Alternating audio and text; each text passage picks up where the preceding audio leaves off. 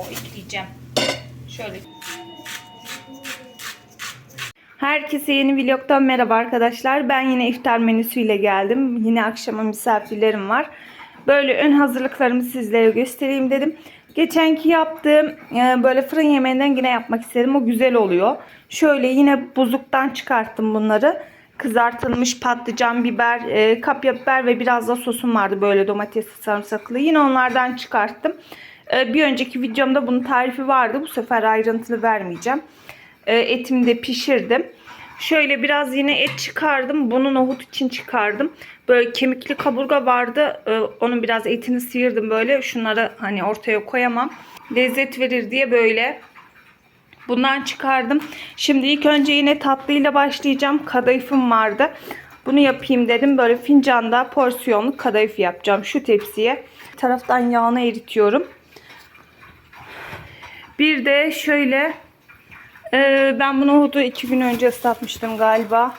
Şöyle buzluğa atmıştım. Şimdi çıkardım. Yalnız bu nohut benim kolay pişmiyor. O yüzden o kemiklerle beraber bunu önden bir haşlayacağım. Yani çok tamamen pişirmeyeceğim ama böyle pişmeye çok çok yakın olacak. O şekilde yapacağım. Yoksa pişmiyor arkadaşlar. Öyle salçasıyla yağıyla sonradan buluşturacağım yani. Burada yaklaşık 3,5-4 su bardağı nohut olması gerekiyor. Şöyle düdüklüye de etimi koydum. Biraz daha pişmesi gerekiyordu. Tekrar birazcık su ekledim. Altı çok kısık. Birazcık açalım şöyle. Yağını erittim. Şöyle bir yarım çay bardağı kadar da yine onun üzerine sıvı yağ ekleyeceğim. Şöyle şu kadar da bir sıvı yağ ekliyorum.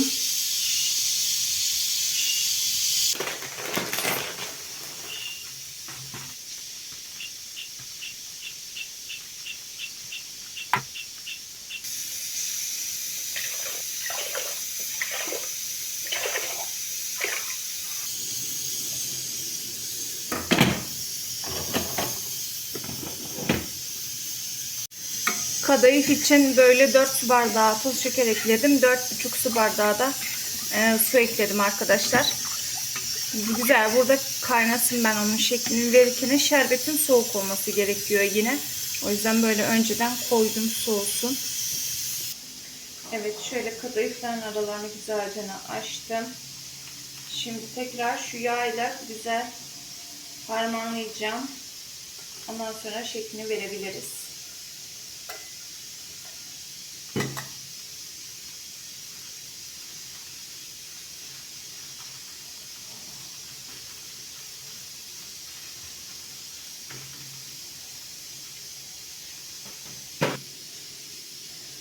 Ben şöyle şu fincanda şekil vereceğim. Böyle çok kaba kaba olmasın dedim. Şöyle biraz kadayıf. Ortasına da biraz ceviz.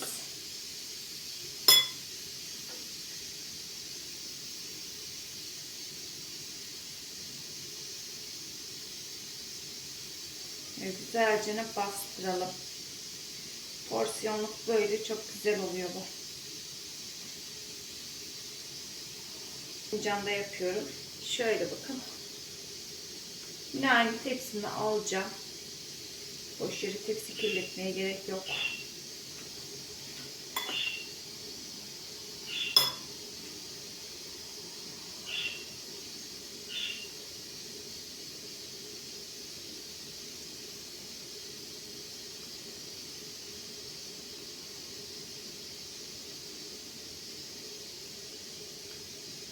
Ben bu şekilde hepsini tamamlayıp geliyorum arkadaşlar. Evet, kadayıflarımı hazırladım arkadaşlar. Tek tepsiye sığdıramadım. Şöyle birkaç tanesini borcama aldım. Onlara ceviz de yetmedi. Onları artık kendimiz alırız. Şöyle kenarlarını da sildim. Fırınımı ısıtıyorum. Şimdi fırına verelim hemen. Kızarsın.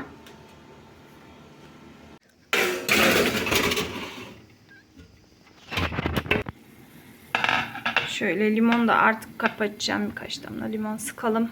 Ay gitti. Onu alayım içinden. Hadi karıştıralım. Kıvam nasıl? Evet, bunu kaldırayım artık, soğusun. Şerbet hazır olsun. Şöyle etli pişmiş lokum gibi olmuş. Dağılıyor. Tamam, şimdi bunun patatesini de kızartayım. Ondan sonra birleştirelim yemeği. Paylaştırayım.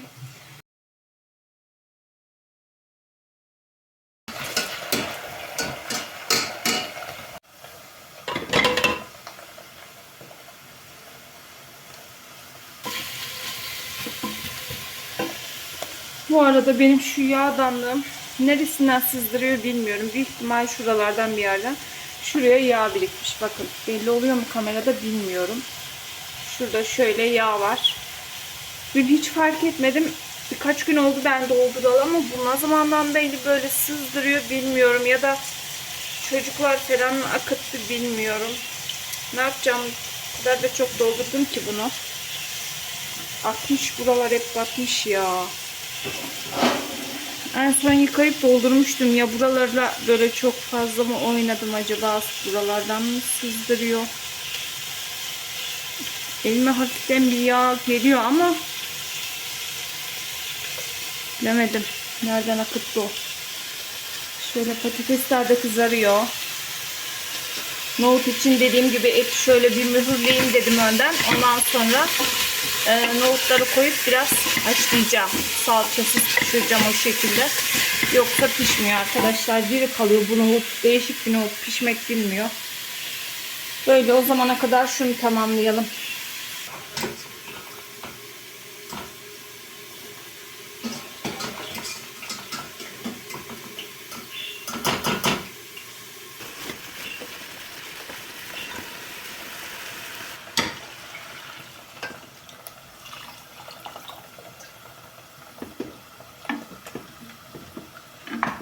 Şöyle bir bununla haşlansın.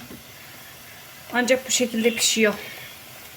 Böyle bu kaynasın şimdi kenarda. Daha sonra tekrar ilgileneceğiz onunla.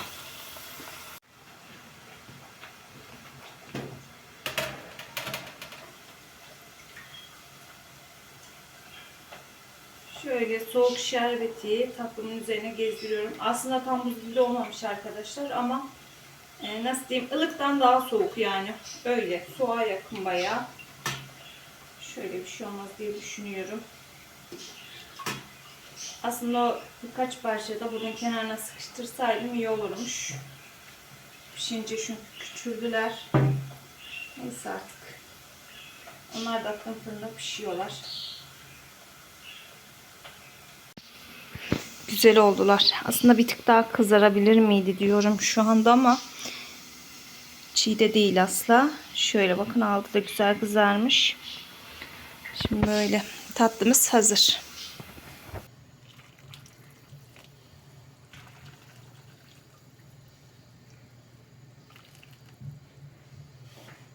Son dokunuşta yaptık. Yemeğimiz de tamamdır. Şimdi artık ortaya böyle bir salata yapacağım arkadaşlar. İçinde yok. Yalnız tek sorun o da patates olacak içinde. Orayı atladım, unuttum. Kafamda ayarlamıştım menüyü önceden. Neyse artık sağlık olsun. Bunda da patatesi var. Biraz tokuştu. Şöyle güzelce bir karıştıralım önce.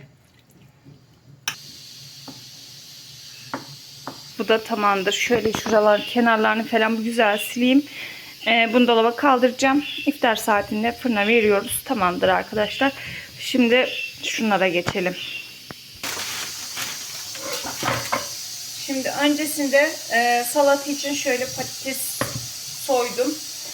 Bunları fırında pişireceğim arkadaşlar. Küp küp doğrayıp böyle yoğurtlu, içinde bir sürü şeyler olan bir salata. Daha önce muhakkak görmüşsünüzdür. Çok güzel oluyor. Şöyle biraz tuzlayacağım. Patatesleri kızarttım. Yağdan ekleyeceğim.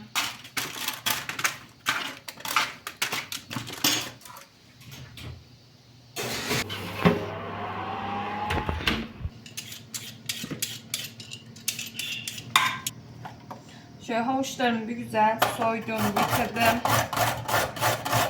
rendeleyip ocağa alacağım.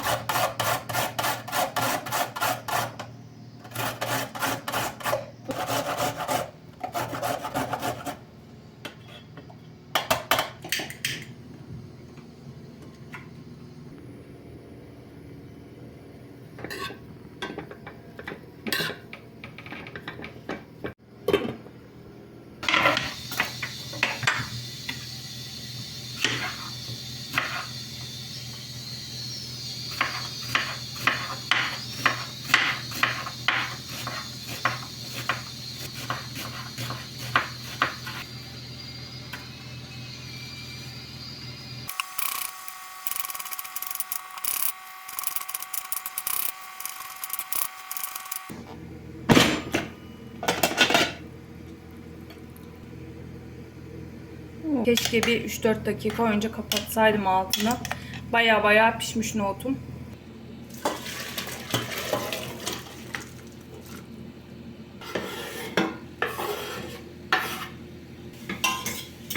Yine de biber ekleyeyim dedim. Hemen soğanların üstüne.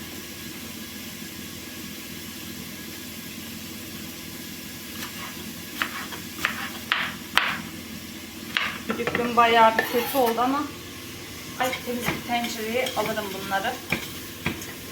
Öne alacağım ya. Arka çok yavaş pişiriyor. Şöyle şunu alacağım.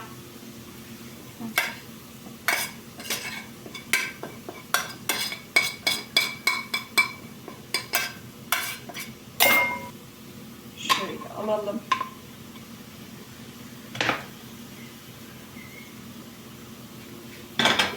Mısır da ekleyeceğim. Buzluğumda vardı. Buzu çözülsün hem. Bir de kornişon turşu ekleyeceğim ama şu anda daha ona çok erken arkadaşlar, kokabilir. Onu da son dakika eklerim içine. Biraz daha bölelim. Ay. Şöyle yeter mi?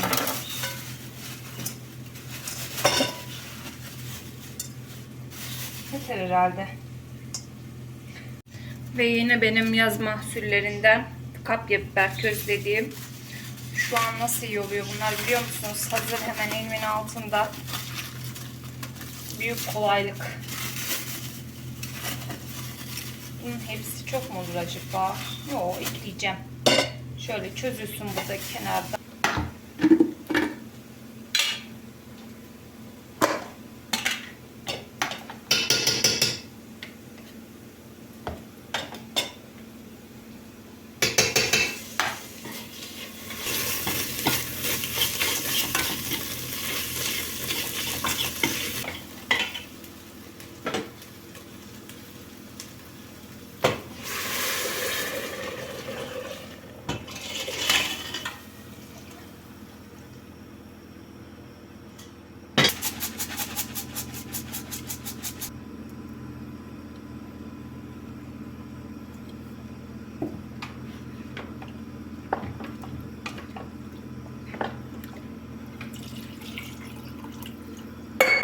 Düdüklüye de çok geldi.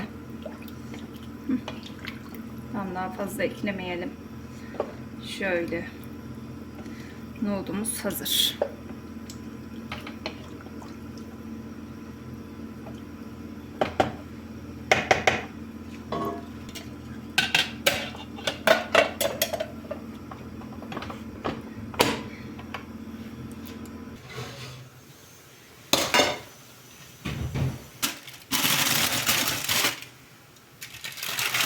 Şunlarda daha var. Bunun bayağı bir karamelize olması lazım.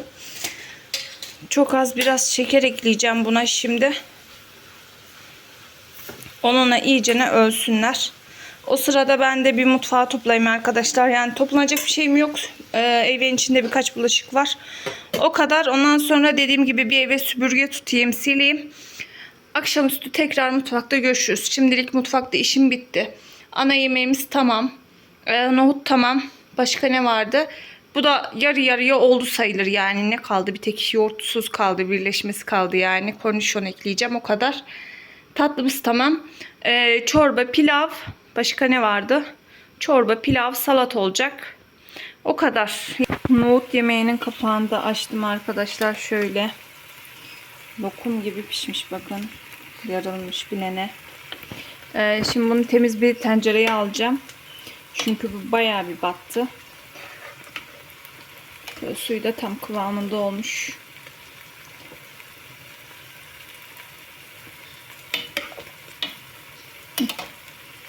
Dediğim gibi bunu başka bir şeye alayım. Bu da mübarek, altını çok kısmıştım. Olmak bilmedi. Artık en sonunda açtım altını. Şöyle başına bir dakika durayım, alacağım. Yoksa büyük ihtimal yakarım başından ayrılırsam da. Bayağı bir öldü ama şöyle hafif bir rengi değişsin dedim. Öyle. Ortalığı topladım. Evi güzel sildim, süpürdüm. Biraz da dinlendim arkadaşlar. Saat 4.30'a geliyor. Çorbayı yapayım dedim. Elimin altından çıksın o da. Biraz daha erken ama bir şey olmaz. Tarhana çorbası yapacağım demiştim. Şöyle tarhanayı bir güzel ıslattım deminden ben. Şöyle birkaç diş sarımsak ezeceğim içine. Bir de buzluğumda böyle tavuk suyu vardı. 2 tane de yine böyle çıkarttım. Pilav için kullanacağım. Bunu da çorba için kullanacağım. Öyle, şimdi başlayalım. Makine hala bitmedi, çalışıyor. Şu ocağın demirlerini falan hep attım makineye. Şu yağdanlığı da yıkadım, bakalım şimdi temiz.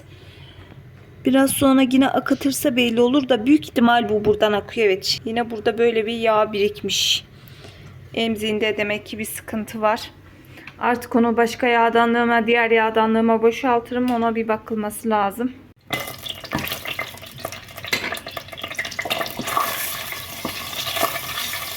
Bugün dedim ki böyle biraz kıymalı yapayım.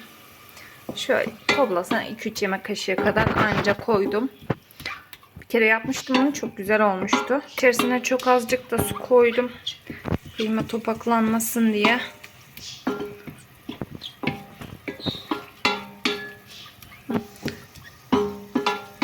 Bugün bulgur pilavı yapayım diyorum. Ramazan başladığından beri yani evde de hep pirinç yapıyorum.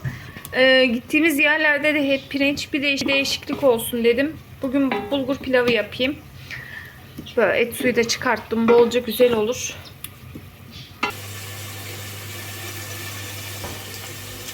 Şöyle biraz biber, biraz da domates salçası kullanacağım. Şöyle baharatlarını da atalım. Bolca nane atacağım.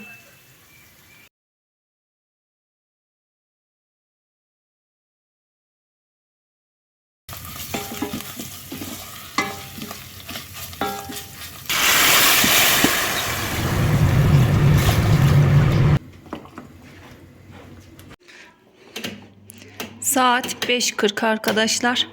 Şöyle yemekleri koydum. İkisi yan yana sığmıyor. Böyle birinin alta birinin üste koydum. Bunlar pişsin. Şöyle salatamı da hazırladım. Şimdi ağzına bir kapak kapatayım. Şöyle şunu da kornişonlu doğradım. Bunu yoğurtlayacağım artık. Hatta üzerine yoğurtlu sosunu yapayım, dökeyim. Karıştırmayayım. Son dakika böyle karıştırırız. Ondan sonra şurada şöyle tarhanam var. Dediğim gibi bugün kıymalı yaptım. Şöyle. Evet, nohutumuzu da zaten göstermiştim. Nohutu böyle yeniden bu tencereye aldım. Çünkü diğeri bayağı bir kötü olmuştu. Evet, şöyle kaseme biraz yoğurt aldım. 1-2 kaşık kadar da mayonez ekleyeceğim. Çok değil. Yeter. Şöyle 2 diş de sarımsak ekliyorum.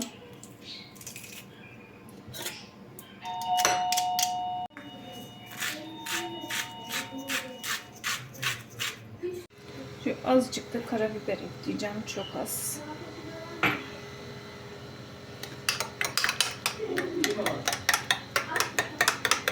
Tam 40 dakika kala pilavı yapmaya başlıyorum. Şöyle şehriyeli yapayım dedim.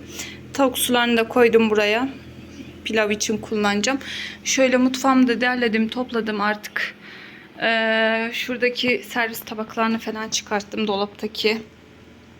Böyle kuru fasulye falan koymaya. Kuru fasulye diyorum, nohut. Emre'den kahve istemiştim. Kahvemiz bitmişti. O da tam 1 kilo çektirmiş. Dedim neden bu kadar çok çektirdin? Taze taze çektirirdik bayatlar diye. Bunu sıkı bir kavanoza koymam lazım. Bayatlamasın. Sıcacık daha o kadar güzel kokuyor ki mis gibi. Böyle arkadaşlar, orada tatlımız var. Büyük çaydanlığımı çıkarttım. Hazır olsun dedim. Böyle. Ocağımın altı yanıyor. Şu düğmeleri soranlar olmuş. Düğme diyorum, taşları.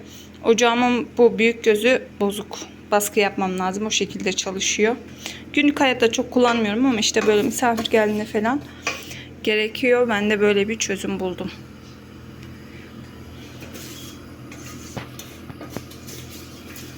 Şöyle pilavı da yapalım. Bir tek sofram kaldı. Yer sofrası yapacağım için şimdi gelen giden bir yerleşsin, yerine otursun. Çoluk çocuk ortada geziyor. O yüzden dedim son dakika hemen kurarız el birliğiyle. Böyle.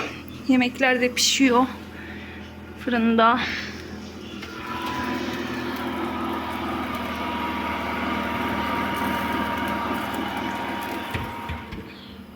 Onu bir karıştırırım birazdan.